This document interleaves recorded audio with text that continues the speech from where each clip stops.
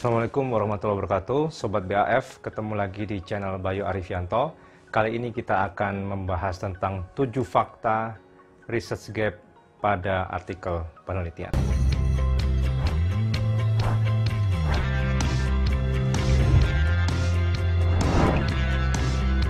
Oke, jadi fakta yang pertama dari research gap adalah research gap merupakan potongan puzzle, kalau bisa diibaratkan, potongan kecil puzzle dalam suatu rangkaian bangunan puzzle yang besar seperti ilmu pengetahuan.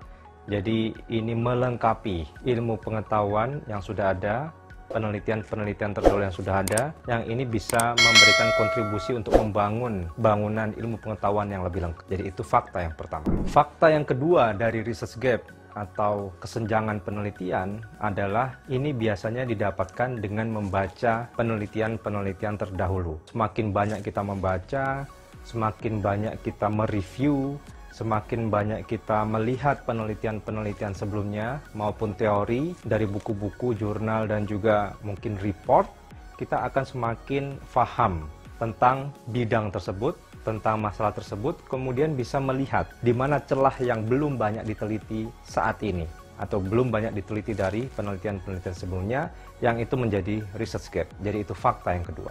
Fakta yang ketiga dari research gap yaitu bisa merupakan suatu hal yang baru yang ini belum pernah dibahas sebelumnya, belum pernah diteliti sebelumnya, atau bisa dilakukan penelitian lanjutan dengan sudut pandang yang berbeda. Dengan misalnya ada fenomena baru, dengan misalnya memasukkan variabel tertentu yang itu bisa menjadi puzzle kecil tadi kalau diibaratkan dalam suatu bangunan ilmu pengetahuan. Fakta yang keempat, kita harus bisa memastikan kesenjangan penelitian yang kita angkat dalam artikel kita itu benar-benar dalam dan spesifik. Khususnya bagi Anda mungkin yang sedang mengerjakan disertasi atau penelitian jangka panjang. Karena kalau tidak akan dengan mudah dilakukan atau orang lain akan memiliki pemikiran yang sama. Siapa? Mengerti, Pak? Sehingga sebelum Anda selesai untuk melakukan penelitian, hal itu sudah selesai dipublish oleh orang lain. Oh my God! Fakta yang kelima dari research gap. Apakah Anda tahu research gap, kesenjangan penelitian ini juga bisa didapat dengan kita membaca paper, artikel-artikel yang berjenis bibliometrik atau systematic literature review, atau artikel kepustakaan yang memetakan penelitian-penelitian sebelumnya. Jadi silahkan Anda sebanyak mungkin membaca paper-paper berjenis ini untuk bisa mengetahui peta, untuk bisa mengetahui bangunan puzzle sebelumnya yang sudah ada, sehingga di situ bisa Anda lihat di mana gap pada penelitian-penelitian sebelumnya.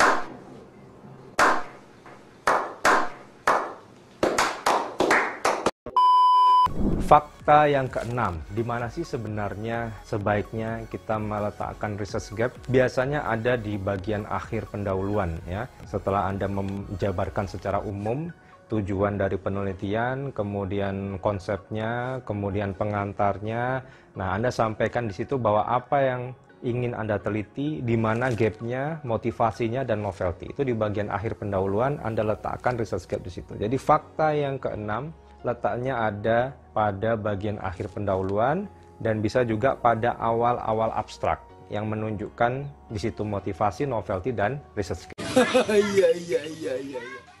Fakta yang ketujuh, untuk bisa mendapatkan ide, untuk bisa mendapatkan research gap, ini diperlukan kreativitas, diperlukan perenungan, diperlukan kontemplasi ya. Anda membaca semua penelitian sebelumnya, kemudian diulang lagi kalau perlu, kemudian diendapkan, dipikirkan, Anda bisa mendapatkan ide. Ini sudah dibahas di video-video sebelumnya.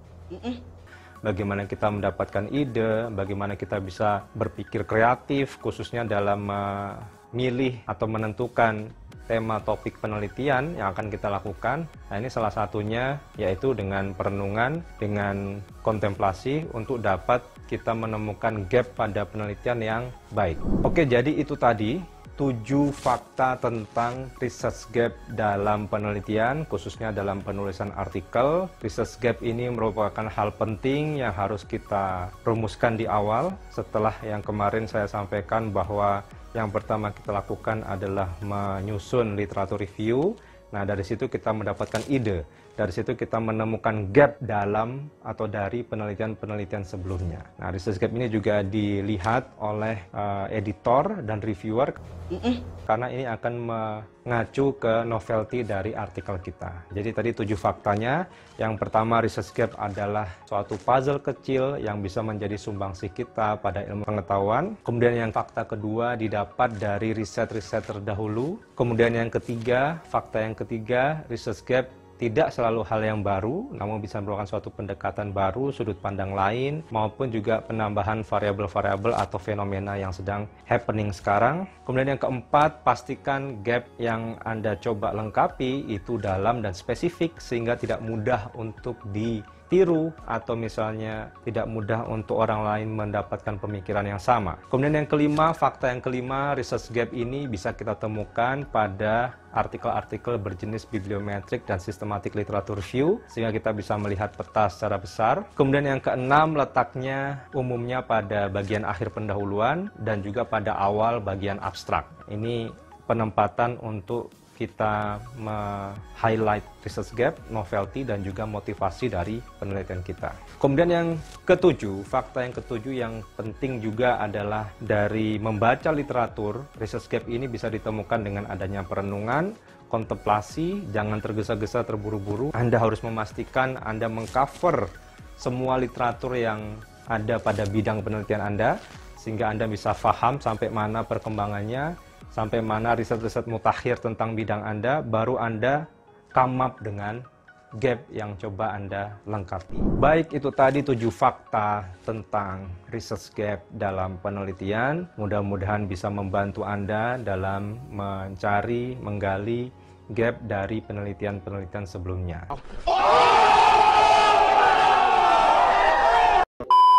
Sukses terus, kita ketemu di video selanjutnya. Wassalamualaikum warahmatullahi wabarakatuh.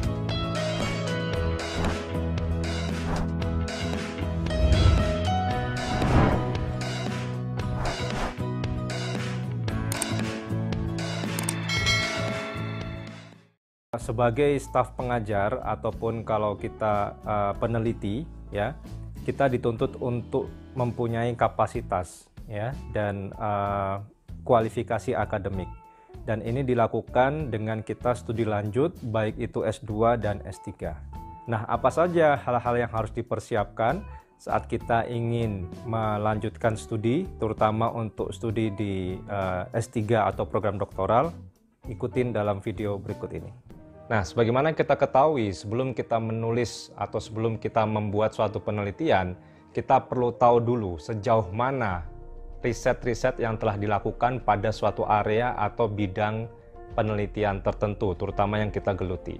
Nah, inilah yang disebut dengan kita menemukan research gap pada literatur yang sudah ada. Jadi, research gap ini merupakan area, ya, atau bidang penelitian yang mungkin belum dieksplor secara keseluruhan oleh peneliti-peneliti sebelumnya.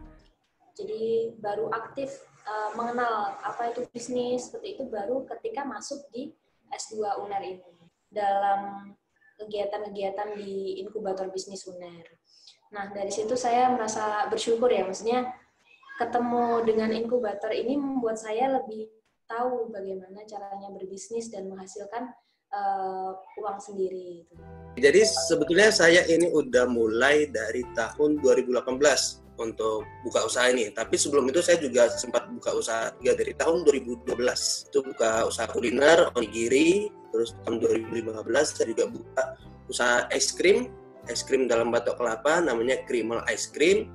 Namun saya keluar tahun 2018. Jadi saya ingin buka usaha sendiri. Nah, supaya lebih mandiri juga. Jadilah minhaj.id ini.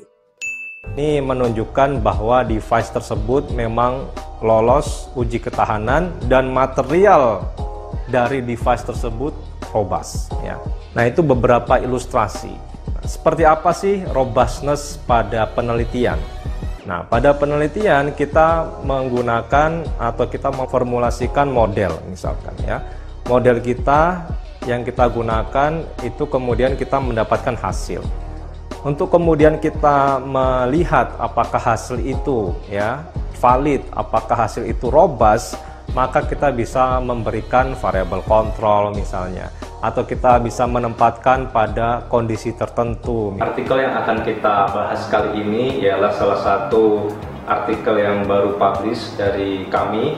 Jadi artikel ini didanai oleh Otoritas Jasa Keuangan dan tim penulis juga gabungan dari Universitas Airlangga dan Otoritas Jasa Keuangan. Pertanyaan